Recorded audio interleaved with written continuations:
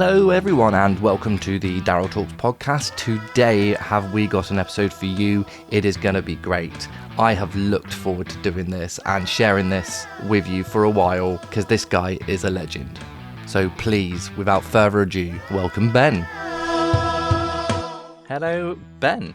Hello, Daryl. How you doing? You okay? Yeah, really well, thank you. You were one of the first people I messaged when I was thinking about doing something like this. Purely because you have the best stories. Everything you do seems to turn to gold. And are you fluky or are you just an absolute genius? That's what I want to get from this episode. Okay, sure. We'll let the listeners decide at the end. Maybe I just have a good PR team. Maybe. Yeah. And in which case, do you need an assistant? So, like every episode, I want to start off with asking just a couple of icebreaker questions. Sure. So, first question, what is the most adventurous thing you have ever done? I think most adventurous, like one single action that I feel ended up in quite an adventure was when I was 16 and I just met Emily, my girlfriend at the time now, wife, and she went on her gap year because she was an older lady. And wasn't there like 1 year? Yeah. Oh no, it's 15 months, and like I'll milk that to the grave, literally. You know, even when Emily's 100 and I'm 99, I'll be still ribbing her for cradle snatching. She went on a gap year, and I'd never left the country, but like tried to sort of hustle my way to a couple of tickets to Australia. Went around Australia with Emily for 6 weeks, and I'd never been out of the country before that point. And yeah, it was a real adventure because it was still those like first throes of like first few weeks of your relationship where you're just like madly in love. And it stayed the same to this day. Absolutely. Yeah, love is a just in case she listens. Yeah, absolutely. Yeah, Well absolutely. To this very day, I could have gone into something deeper than about love, but I won't. I'll leave it at that because that sounds quite romantic. Well done. But yeah, I think it's that. Fantastic. Second question is, what would be your go-to karaoke song? I think it'll be anything by the Beautiful South. Just think like some of those numbers, they just, you know, they hit right. So at karaoke. That's really lovely. Yeah. Because my dad used to, well, he's not dead. My dad loves. Bless his soul. Yeah, rest in peace. Yeah, my dad had a Beautiful South album. He loved them. Yeah. So it was always a background noise for me. Yeah. However, I couldn't tell you a song. I probably would know a song. Yeah, there's many. Yeah. Were you ever in a band? Yeah, I was. Yeah. As a young teen, I was in Spilt Milk. You were in Spilt Milk? Yeah, of course. Yeah. Yeah. So that was sort of a 12-year-old Ben and a couple of guys in the year above. You bassist? I was bassist. Yeah. We you Witty and Stevie Rowan Parker. And we got as far as having a song played on Radio 1. Yeah. No so it was, way. Yeah. There's a bit of a story that comes with it actually. It's quite funny. You know the program Wife Swap. Do you remember that Channel 4 program, Wife Swap? You're wondering where this is going. Yeah, absolutely. And, especially with what's beside me. Yeah, we'll get to that. There was an episode where this social worker from London had come down to this rich guy in Newquay. She wanted to show him, you know, what real life is like and not his sort of ivory tower sort of thing. So she took him down to a youth club to, you know, meet the local reprobates. That was the Live Wire, and where we used to practice. And they must have been short of material for that episode, and ended up playing like half of our song on Wife Swap, the TV show. Basically, they played it, and our drummer Witty had written our website address across his forehead. Clever. And they'd said on Radio 1 the next day, they said, wouldn't it be a good idea that the drummer had the website domain written across his forehead? But they said our website was spiltmilk.com, but it was actually .tk, so they gave the wrong domain out. Spiltmilk.com is a gay porn site. So they sent tens of thousands of people to this porn site. And then had to... Did they have to do a correction? Yeah, they had to do a correction like, on the hour, every hour, because there were so many complaints about it. And as a result, they played one of our songs. So yeah, we didn't get onto Radio 1 by like being musically talented. We got on Radio 1 by them faffing up their script. That's amazing. Yeah, so yeah, did the whole band thing. Third and final question. If you had a superpower, what would it be? I forgot that was an icebreaker question, so it's like we're halfway into the podcast now. Superpower would definitely be, I think about it probably way too often, stopping time. Stop in time. Yeah, stop in time and being able to just like, not so I can be a deviant in any way. It's just so, well, there's loads of advantages. I won't go into them. I won't go into them all. Stop in time, I think. Yeah, Bernard's watch. Like that's absolutely. Click, get your done, and would you be sneaky with it? Probably. I probably wouldn't use it for good. No. Yeah. I said that about invisibility. Yeah. But I also said I'd end up getting bored. Yeah, absolutely. Yeah. So So, what do you do? So I wear a few hats. It depends who's asking me. If it's like someone's mum, I'll say I film weddings. Whereas if it's Darryl Lumsden, I say I sell vibrators and dildos, and I also film weddings. Those are my two main How hats. much of a crossover is there?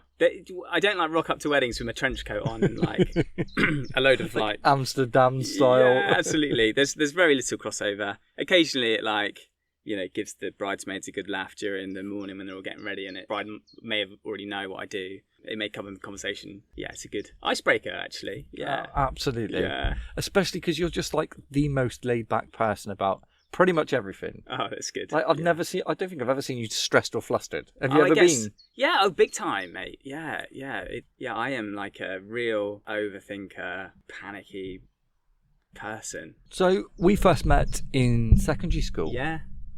And it was slightly later on properly, I would even though we would have known each other. I think I knew you more than you knew me, because I think you were such like a big presence during I was just school. a gobshite. Gobshite is what I was getting at. Yeah, I didn't want to say it. No, I thought big presence sort of sums it up. Yeah, the listeners will read between the lines.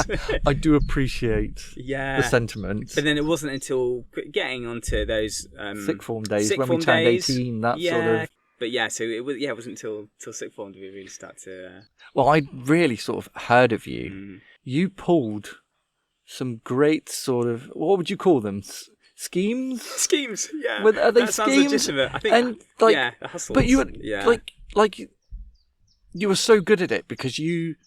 Unlike me, I wouldn't get away with that sort of thing because I'm too gobby. I'd be showing off about it, being all like class clowny. Yeah. But you were amazing at staying below the radar for those. So what? I'm happy to talk about some of them. I was going to say, please go. Yeah. So I think I became quite well known in our year, probably around year 10, for when I started collecting expired bus passes. The quarterly, I won't mention the brand, bus passes of fellow students, and then I would dissect them and Photoshop the tickets and then sell on like the next season's bus pass, probably at about 1% of the rate that they went for their ticket price. I'm not proud of it, a long time ago now, and I'm proud of it. Absolutely. And you did a lot of people a lot of favours. Yeah, absolutely. Because that was just before, they've capped it now because it was getting out of hand. So you could say you were doing social justice. Yeah, absolutely. Yeah, that's it. I was the Robin Hood of the bus travel world. And it was, bus wanker world. Yeah, absolutely. It was a person that was needed in that industry to shake things up a little bit. How did that stop? I think it stopped out of just I always just push things until I think that it's getting a little bit too serious. This is when I was a kid. Everything now is legit. But when I used to have these little hustles, move on to the next thing, keep moving, always keep timing, always keep moving. Yes. Yeah, that's it. And it's always at your peak. That's when you want to move on. Yeah. That is that's great advice to any future con men. Absolutely. Yeah. Like stamp voucher things, any loyalty scheme from a shop that had stamp vouchers, anything like that. I was on it. And you never got caught? No. Until now. Wow, this is not a confession. Yeah, can you imagine if this was like a big bust, 20 God, years in the making? Bring him in, boys. We finally got him. Yeah. Or am I just making it all up and I didn't do any of it? Who knows? Oh, there's no proof. Absolutely, yeah. There's literally no proof. What bus passes? And it was around that time that you met your now wife. How did you meet? Before I knew her name, she was just known as the hot girl in the year above. I sort of just made it my life's work to so she, I don't know if you remember, but before we started sixth form, you did that day at Mount Edgecombe, like the team building day. Emily and her good friend Lizzie, who also came to our sixth form, both from Torpoint. It's quite unusual for people to leave their school and come to another. Yeah, because it was like form. Carbeal and Torpoint Secondary. Yeah, absolutely. There was no It's like when people from Lewes started making their way into Saltash. Yeah, absolutely. Foreigners. So Emily led one of the team activities for that day, and it was this thing called the polo game, where everyone had a little bit of a straw in their mouth, like a little cut off. Yeah. And someone started with a polo on their straw, and then you had to pass it around the circle.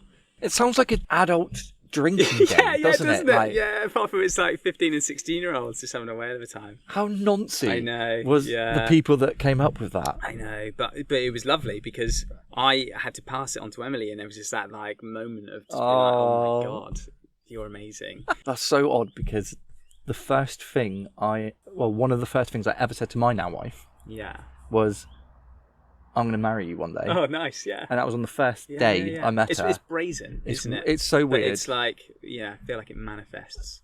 Constant badgering is a form of foreplay. Absolutely, yeah, too right, yeah.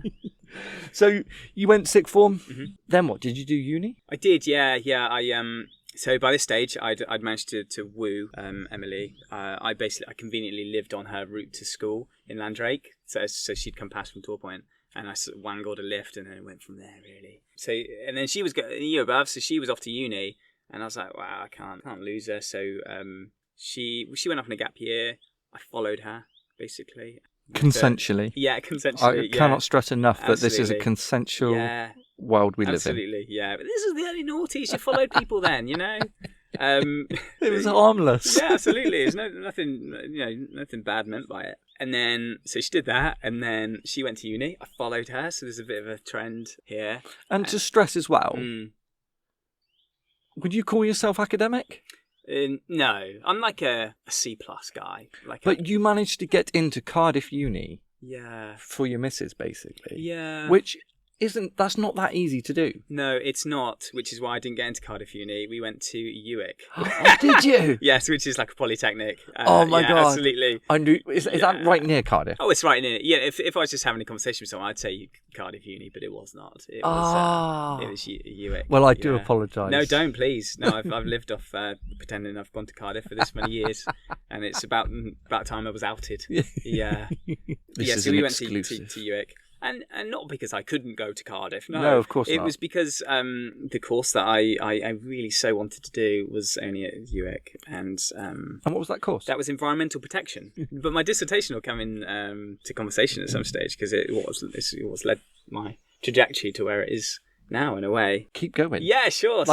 So there's not many interesting stories to tell of the uni days. A few more hustles. They got a little bit more serious. And a little bit more on the right side of the law. But anyway, for my dissertation, I studied the environmental impact of the sex toy industry, because you just had to pick an industry.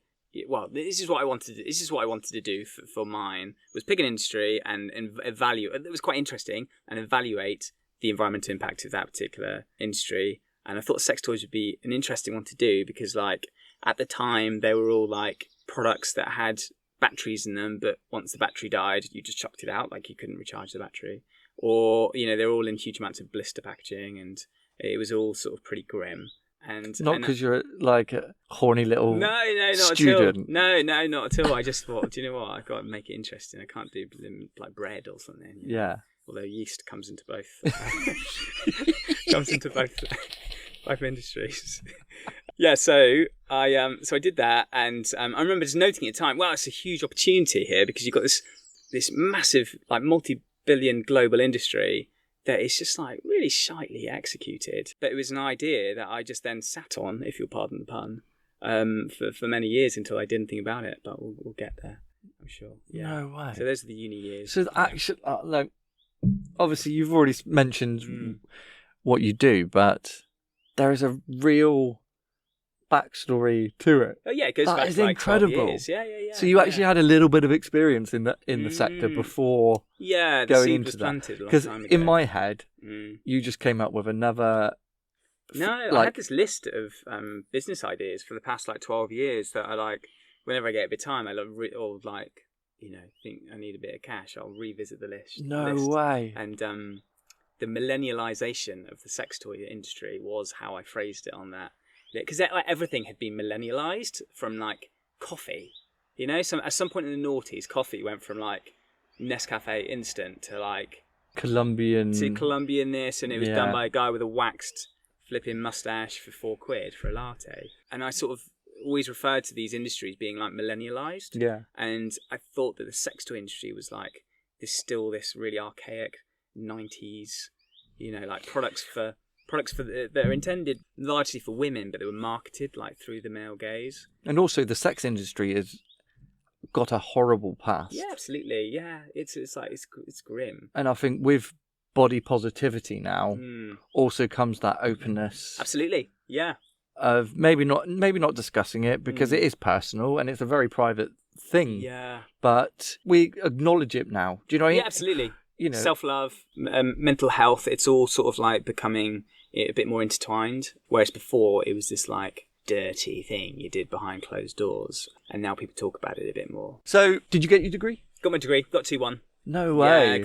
I did that. That was fine. My appendix burst during my finals, which put everything off. So I ended up like graduating with all the dunces that had failed the first time round, even though... Because I remember seeing you at Harry Lewis's 21st, would it have been? So you got hench. You got super hench. Yeah, that became a thing as well. Yeah, you're what I would call a completer. Yeah. Like, you'll see something through. Yeah, I suppose, yeah. But then I move on and I never like revisit it again. What did you do after uni? So after uni, we moved back to Emily's parents' place. Emily's dad, who's always been like a really big role model to me, because I grew up without any sort of father figure as such. I was getting deep now in it. I love it.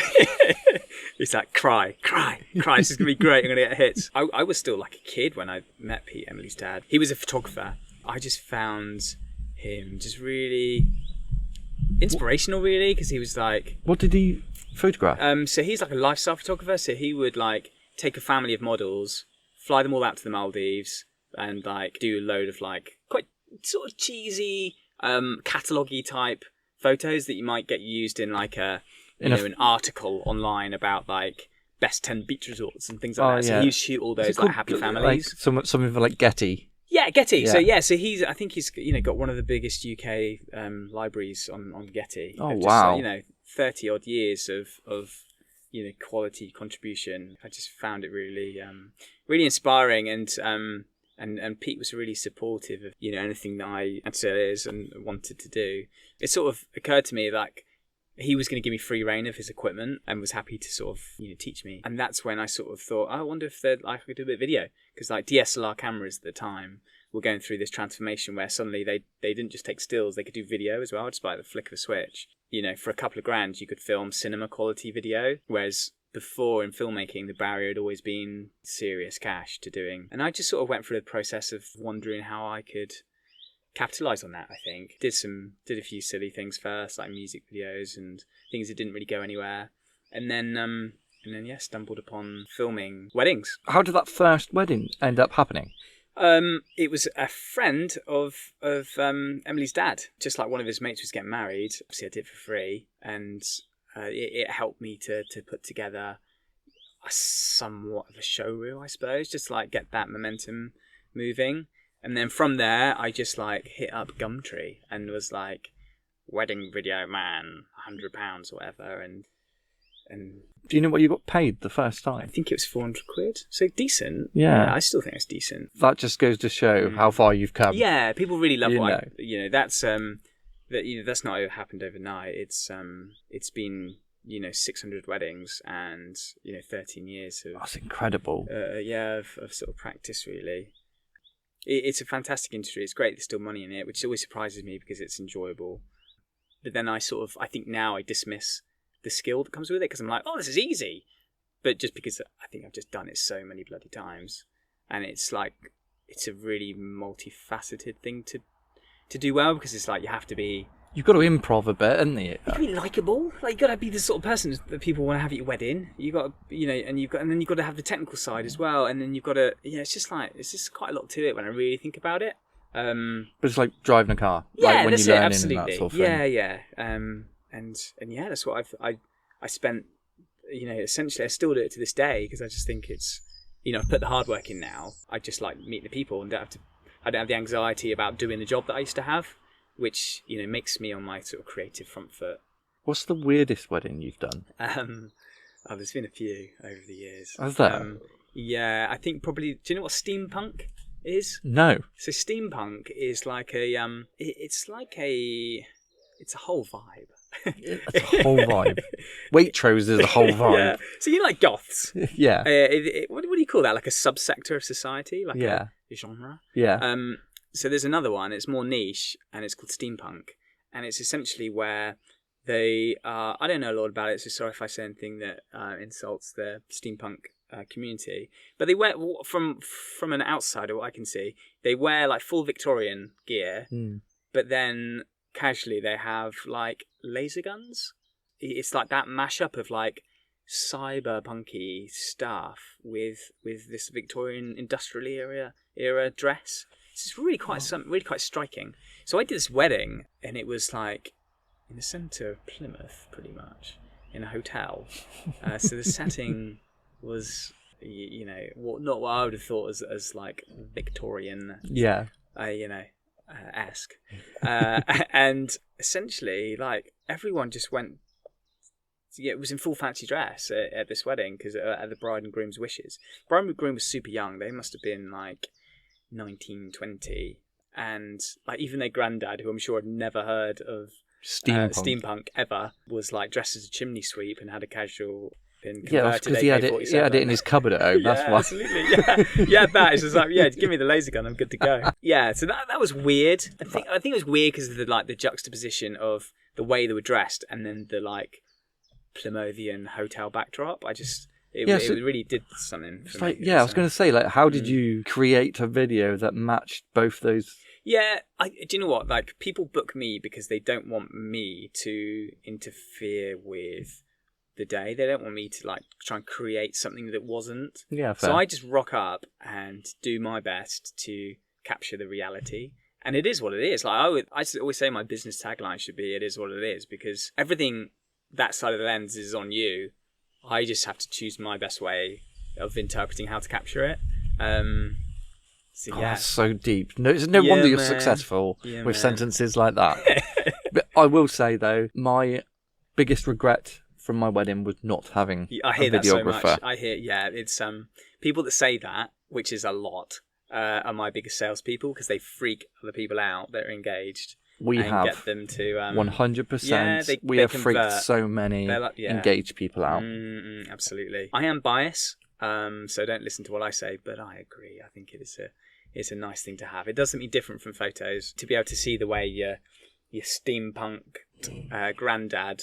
To see him, his expressions and his mannerisms is different from photos, and I think it's a great way to remember things. So I've just I came in at the industry at a really good time where the cameras were suddenly wicked. Did like Uncle Bob's with the big shoulder-mounted cameras, retired BBC cameramen. They were just like dying out, and in comes this like fresh-faced and bushy-tailed 20-year-old guy with a really decent little camera. I just sort of rinsed it, and I just was doing 60, 70 weddings a year and have continued to up until this day, really, where I've just started to chill out slightly. That's more than one a week. Oh yeah, big time. Yeah, I mean they're quite well spaced through the year, but like in the summer I might do like 4 in a row. Have you travelled? Yeah, travelled far? They're never in probably 20% are in Devon and Cornwall. The rest are spread all through the country. So I might have like a triple header where I might do like Surrey, Newcastle, Bristol, and then home, and I just jump in the car, rock up, do a wicked. I'm not the best videographer in the country by far, but what I do pride myself on is my ability to like just hustle through it and go, right, I'm going to finish in Newcastle at 10:30, jump in the car, I'm going to sleep in Slough, I'm going to do the last hour in the morning, and I'm going to rock up and I'm going to do a wicked job again. I think that allows me to clean up because I could just go, well, whatever, like wherever you are, I can do it. You mentioned about like the change in technology. Has that come through the other side now? Has that impacted your job with the like how good video? Yeah, absolutely. Yeah, because also people with like social media, people just show like the best shit they can get, and they'll only show 40 seconds of it. And even though they're not solid, they can give the illusion of that. And because the cameras are so good now, you just need a bit of luck and you can get yourself together something that potentially make you seem more solid than you are. So there's tons of competition now, and I'd hate to start in the industry now. I think it'd be nigh on impossible, especially with my attitude towards marketing and social media, which is non-existent. Have you done any international? Yeah, I've done quite a few weddings in Europe. There's a destination weddings are quite a big thing where couples will get everyone a chateau in Bordeaux or something, or on a cool party beach in Ibiza. And so yeah, I've done all that. And, so you do quite. Yeah. These people seem to be quite. They're willing to spend a lot of money on their weddings. Yeah, I've got myself in with some really great bunches of people, and then once you sort of mix in those circles, it really helps. Have you had to keep up to date with technology? Not really. No. I'm borderline lazy with my development. I get to a certain level, and then you just got to be sure of yourself. You got to be sure that the way that you do it, you got to really believe in it and have no real insecurities about the way you do it, because once you do that, you can't sell yourself truthfully to people. So if I have a Zoom meeting with a couple and they're considering booking me for their wedding, I need to be able to convince them that I'm the shit and I'm the guy that they want. And if I was constantly going, I'm not sure about the way that I do this, I'd struggle to do that with sincerity, because I feel like I can only talk. Yeah, sincere, so I haven't had to keep them up to date. I've just made sure that in my little world, I see progression, and I try and ignore what everyone else is doing, what everyone else is charging. That's really good. So where, right? Can I ask the question now? Yeah. Where did sex toys come into it? So COVID knocked the wedding industry for six. Obviously, it was one of the last things to be opened back up. And so my income from weddings stopped overnight, and I just had loads of admin to deal with because I had 100 jobs booked in that I had to keep shuffling around. What it did open up was lots of time. It was an amazing time to have it because our three kids were, they were 1, 2, and 4 or something at that time. I could just batten down the hatches and be dad. So that was amazing. But it got a bit, a bit boring, a bit full on after a while. Yeah. And I thought, I'm going to revisit that list of business ideas and see if there's anything on there that's relevant now. That millennialization of the sex toy industry, it just jumped out at me because I'm everyone's locked up at home, can't see their partners. They are having one off the wrist. Of an aid. Yeah, absolutely. I just thought, do you know what? I've got loads of time. I'm going to commit and make that a thing. And I called up Barney, and Barney is a fellow wedding photographer that I met when he was 16 and I was 20. He's got a much older head on his shoulders, and we've had a few hustles over the years that we've done together and a few property things. And I just said, how about this? How about we use our time and we give it a shot? That was how I went from being the wedding guy to being the sex toy guy.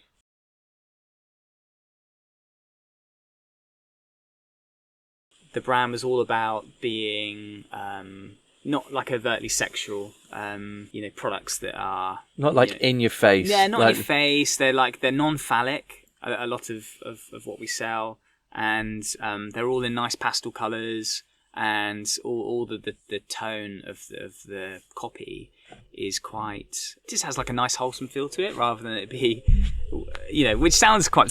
It's really weird thinking of vibrators and dildos not being smutty. Yeah, I because know. Of how much porn there is now. Yeah, it's so deep-seated in thought of sex toys, and it's sort of without reason, really. And we wanted to create a brand that people felt quite comfortable buying from. They didn't feel dirty buying from them, and everybody wanks.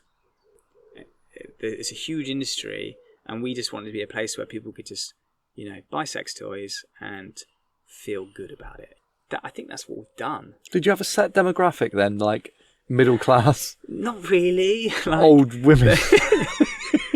No, I always go off instinct with things. I don't overanalyze, and I just sort of thought, I had a vision in my head of who that person was, and it's quite broad. our products, they're not the cheapest, and that sort of narrows things down. The way we describe them and the branding, it lends itself to a certain subsector of society. But we're not prescriptive, because I'm always surprised of how wide our customer base is. Yeah. And like I spend a lot of time reading our reviews, because there's often like nuggets of ways to improve the product or the business or the website. Are there testers? There's no, there's not as such. No. We'll get to that. I'm always surprised by the feedback, because people are so open. That's what's really surprised me about sharing their experience with a sex toy company. I thought, we're going to struggle because we're not going to get reviews, but do we get reviews? And they're just amazing stories. Like Greasy Allen 69. Yeah. 4-starred.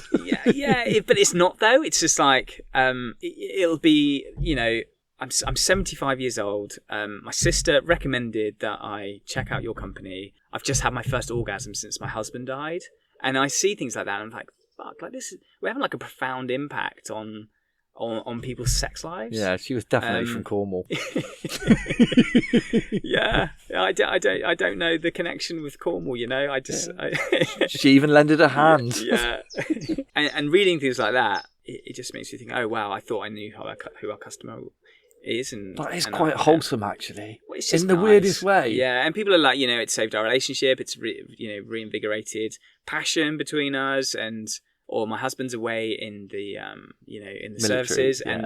and he's bought me Jasmine, which is like one of our like top sellers, and it's just like it's connected couples that are so far away, through a gift that gives pleasure in a way that they could usually only do it if they were there in person. So yeah, I'm learning so much about the brand as I run it, and because it's a massive market. Yeah, it's like huge. The competition. Oh yeah, is like Love Honey, they do like 170 million a year in sales, and they're just a piece of the pie. It's a huge industry. Yeah, because I said to you, like off air, should we say? There's all these like Shein and Temu that are doing them at like, for like £8 they're importing it from China to your door, and the product, and you just think, wow, that's amazing.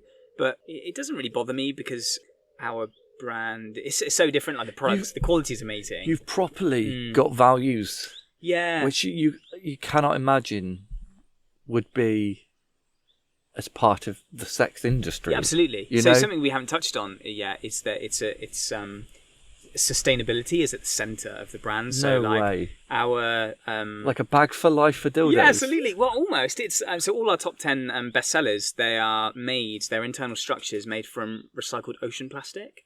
That's like really unique. That like our tagline is that so they don't have to worry about the fishy smell. Honestly, you're just reinforcing bad stereotypes. Terrible. I'm sorry, I don't even know. No, that's fine, mate. You're the problem. I don't know whether that's even going to go in. Yeah. You've made me lose my trail of thought. I'm so sorry. Yeah, so it's really unique that they're made from recycled materials. Our tagline is it's "fuck yourself, not the planet," and people love it. So yeah, it's a real fun one to play with, like from a marketing perspective. Yeah. And how do you advertise that? So it's a sad state of affairs that it's like 2024, and most of the big media companies, they have for obvious reasons, they have a list of things that they can't advertise, and it's always the same suspects. It's like guns and weapons, drugs, and sex, and it just seems a bit backwards that like anything related. You could go on a social media site and advertise diet pills, and you could target them at vulnerable people and say, these tablets will make you skinny, buy here. But you can't advertise a vibrator. Like, that's so against their policy. So there's loads of red tape around marketing sex toys. Thankfully, Google are more liberal in their approach. So as far as like paid advertising goes, we smash Google ads heavily. Yeah, that's how does that work? Do you know? Or yeah. So we used to do it ourselves, but now we use an agency, and essentially you pay per click for people that are searching for your key terms. So you might put that. Is that what an SEO is? SEO is search engine optimization, and that is where you optimize your website to appear organically in Google, so in like the normal Google listings. But when I talk about Google Ads, I'm talking about the sponsored listings at the very top. Okay. It's like your shortcut to being at the top, but you pay a pretty penny. Oh, yeah. So I know exactly what you so mean. we pay... It's like Amazon is usually there and yeah, things like that. Yeah, absolutely. So we pay a couple of quid a click. It's bloody expensive. Like it costs us, £50 to acquire a new customer. But, when they then love the product, they tell their friends, they come back and they buy again. So that's the difficult thing that you can't quantify. No, you can't. I've always found that. No, that's it. You just have to take a bit of a leap of faith at first. So when I'm looking at reviews, I don't look at the 5 stars. I don't look at the 1 star. I do look at the 1 stars, but they're like disgruntled. Yeah. People that leave a 1-star review because I'm like, something's gone wrong. It's very there. subjective, isn't Yeah, it? something's gone wrong, like badly, and we give everyone a chance to, like, we want to make it right for them. We will always make it right, and if you're still gonna leave a 1-star review, it's like your feedback. I just feel like it can't be too helpful because we've tried everything. What's really good is 3-star reviews. Yeah. People leave like what seems like a 5-star review, but they put it as 4. But the 3 stars reviews, it's like it's really considered, and they usually give all the points of why it's 3 stars. So that's the sweet spot of learning how to improve the business. Really, is that like take note of the 3 stars, thank them. First thing I noticed. Yeah. That they're the pastel in colour. Yeah. So at one end you've got like a G-spot targeting dildo essentially. Yeah. That's hence the curve. What's that? What's what? A G-spot.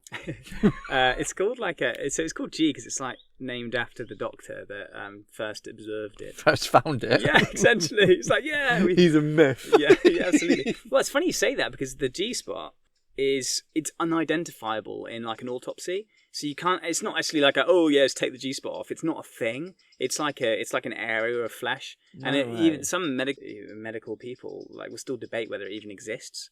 But they're blokes. Yeah, absolutely. Yeah. No. Yeah. I've done my research and not mate. sure. No. Nah, tried my hardest. So I think it's called like named after like Dr. Grafenberg or something. 2 or 3 inches up the vaginal canal, which probably is something that hasn't been said on this podcast. Not in the slightest. Yeah. And that's the G-spot. There's nothing wrong. I'm happy to talk about sexual health and sexual well-being. Hey, I could talk 5 years ago. I feel so swatted up on all things. Really? Pleasure. Has that helped personally? Well, I always joke that poor Emily is like the product tester. She's just read raw. It's like it's made me a lot more like liberal to the idea of sex toys. Like I think as a bloke, the old school reaction, and still the reaction now, is to be like, oh, we don't need that shit. It's replacing us. Yeah, it's replacing us. I do a better job. No, we don't. It's different and it's enhancing. And it's better. It's not, but it doesn't replace the intimacy of sex, but it can certainly complement it, and it has its place. This is so weird that we're talking about this. No, I find it honestly. There's still a place for masturbation when you're in a relationship. Now I've become a parent of 2. Yeah. Time. So if she can get there quicker. Absolutely. Yeah, too right. I just feel like, but it's not just about getting there. As if it has to be like the most efficient process. One thing sex toys are fantastic for is getting, if one of the partners is not in the mood, sex toys are an express ticket to arousal. And sometimes that's all it takes is a little tickle. I just find it amazing. So the ones we've got there, we've got Camphor, Jasmine, Cassia, Ambrette, Saro, Tansy. It sounded like you said one was called Brett. And there's Bert. No, Ambrette. Yeah, Ambrette is like it's like an essential oil. And also we've got here. Yeah, it's stuck. It's stuck in the garden. Like, just for context, listeners, it's not stuck on me. It's actually stuck. Yeah. In the crevice. So basically, we started last year a range of sustainable bondage product, and what we've got there is a choker and a leash that is made from rather than leather, which is obviously made from dead cows. it's made from cork, like as in like the bark of a cork tree. So yeah, super sustainable. I love the idea that somebody is getting like whipped, slapped, and all that like hardcore stuff. But at least it's done sustainably. Yeah, absolutely. yeah. I'll stomp that carbon footprint all over you. You are going to be dominated. So green. Yeah. But it's fascinating because it's like, I'm in this niche within a niche, so we're trying to like marry up, eco-friendly and sex. And eco-friendly isn't particularly sexy, and trying to navigate the way of, because like I said, marrying the two up is a really fun little challenge. When you mentioned the like John Lewis and the White Company, those sort of brands that they have a certain eliteness to them. Yeah, but that for sex toys. Yeah. And looking at the product and bearing in mind I've not seen many, they look elegant. Yeah. They look like, I mean, I wouldn't put one in the windowsill. People do though. Yeah, people. We get emails, product requests saying like, do you do like stands for them? So you can have it like on your bedside table. If you left, that on your bedside table, like you wouldn't have a clue. You wouldn't. I mean, what is that? So that is. So this is Brett. Brett's this back is Brett, and this is just like a squidgy vibrator, basically. No way. Yeah, they don't have to be the shape of a penis to do a really good job. So it's ribbed for your pleasure. Yeah, essentially, just without the cheesiness, basically. And we have a range of lubricants as well. I see you've picked that up, so I'm just sort of explaining. Yeah, sorry, I forgot to sort of say that out loud because I'm like, you've made me nervous now because I don't know what I'm like holding. Yeah, so that is a wild strawberry flavoured organic lube. And are you purely online? Yeah, so we started purely on. So we started on Etsy. No way. Yeah, so during COVID. Because now that's like rinsing business, like business on absolutely, Etsy and that sort of thing. Yeah, we got kicked off Etsy in the end because like our products aren't like artisan enough. They're not handmade. Some of the things are, but like not enough to justify an Etsy store. So we sort of tested concept on Etsy, developed a website, and that is now the sort of main avenue. But this past year we've been growing our like wholesale reach. So our main markets at the moment are like sort of 60% US, 30% UK, and then sort of 10% between like Australia, Canada, places like that. This past year we've started to grow our like wholesalers, so we now sell to shops that sell our wares, and that's growing quite quickly as well. Is there an end goal for that? The business as a whole? Yeah. I don't know really. I think I will be able to get it to a certain place, and then beyond that, I'm probably not the best person to see it through to to its end. So in terms of like expanding and those sorts of things, yeah, like I appreciate you expand your market and wholesale, but not expanding in terms of like broad range. And we're always growing our range. Yeah. So hopefully like Q4 this year we're going to release a range of lingerie. So just like tastefully done, good quality and sustainable lingerie, which is going to be really good. I'm really excited about that. So I'm still growing the brand, but I think it's going to get to the point where I've exhausted everything I can give to it, and it's going to be a different ball game. But I get to do the fun bit, and it's already going fantastically, and we're sort of growing year on year. But maybe the end game is like I sell it, maybe we sell it. So how do you design it? How do I design sex toys? Yeah. So we started by just buying off the shelf products that we could, what they call white label, which is where you buy things in from like Alibaba or a factory in China. Yeah. And then you sort of sell it as your own product. So we started by doing that basically through looking at what's popular in the market. We got a load of stock in of things that I thought would sell. A lot of it didn't. Which I think is still hanging around. What, the house? Not our house, no. So we've got a warehouse, and so it's all there. And then noticing trends, going like, okay, these are selling well, but these aren't selling so well. Okay, these ones that aren't selling so well, what are people saying is the reason why they don't like it? And then, so we collected data for a couple of years on those off-the-shelf products, and then we went through the big process of of having our own products made, and I would basically take that existing product and then do like a rudimentary sketch of what I wanted to change about it. Like, what was the feedback people like? Why didn't people like it? Was it like, you know, the vibration modes, or was it takes too long to charge, or the charger was too fiddly, or it wasn't waterproof, and all this stuff? And then just develop the product in theory, and then work with our factory to create it from scratch. Yeah. So now all of our bestsellers are all our own. Where is the factory? The factory in China. Oh, is it? Yeah, yeah, and they're amazing. Their customer service and like willingness to help you grow and serve is just like it's fantastic. You know, our agent, she is just on it constantly, always available on WhatsApp. I think we owe a lot of our success to her. Really. Have you ever been over there? No, it's you know, so easy now to do things remotely. I'd like to one day, because I feel like I'd love to meet Max, who's our agent, but there's no need, and like life's busy, so I just haven't had a chance really. Yeah, fair enough. Yeah, because you are a dad of 3. Yeah. So we got Daisy, who's 9. She was born when I was 24.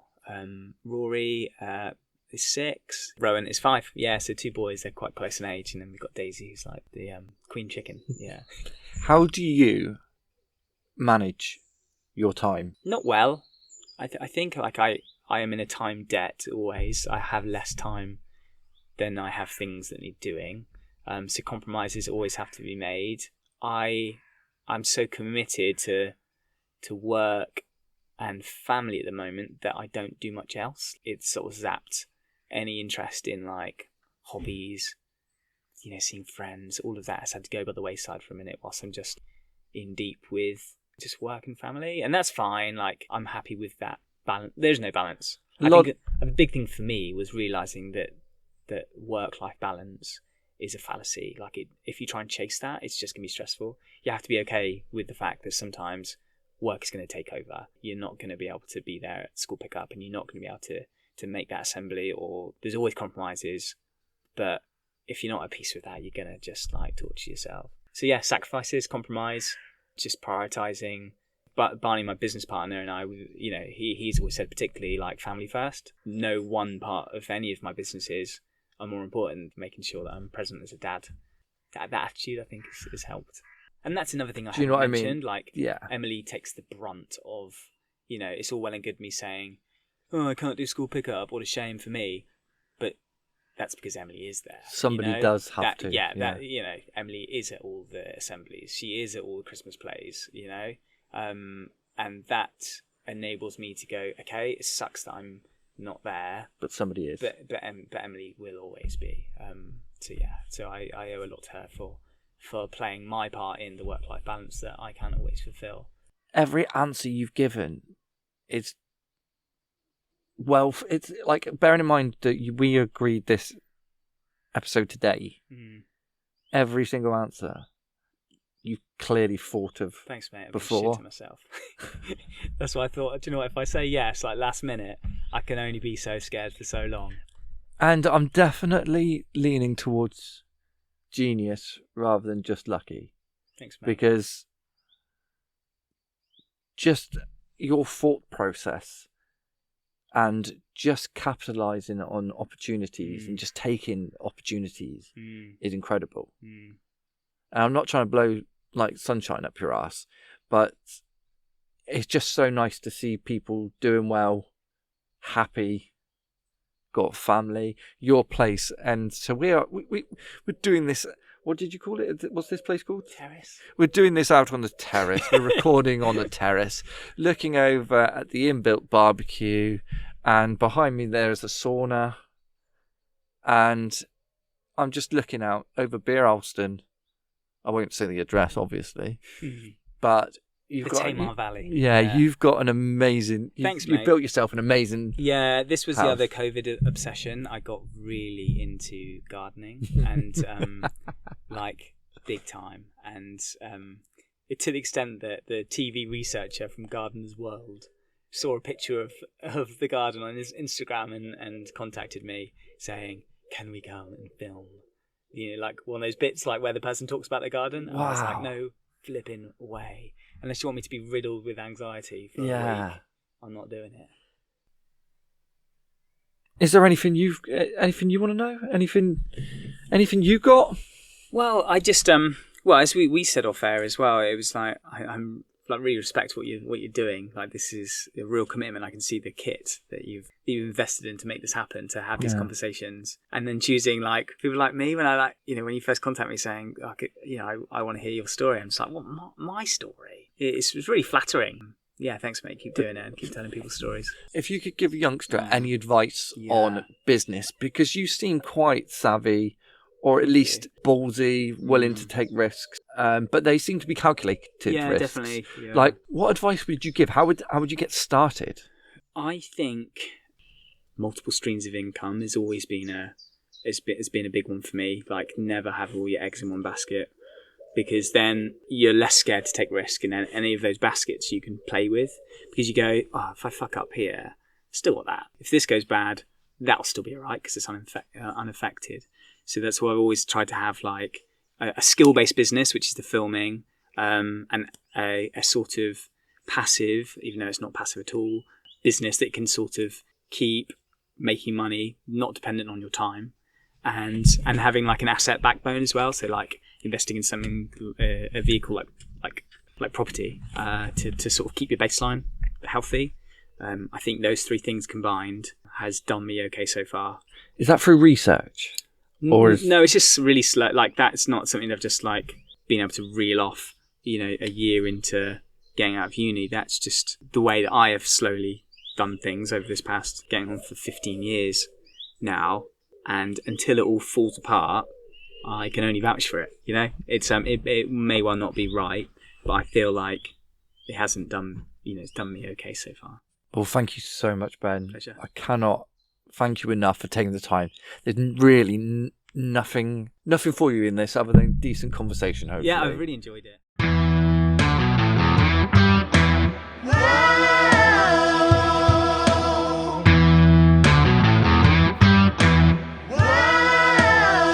So there we go. I really hope you guys enjoyed it. Thank you so much for listening. The best way to support this channel is to share, like, talk about it. So please continue doing so. I really, really appreciate it.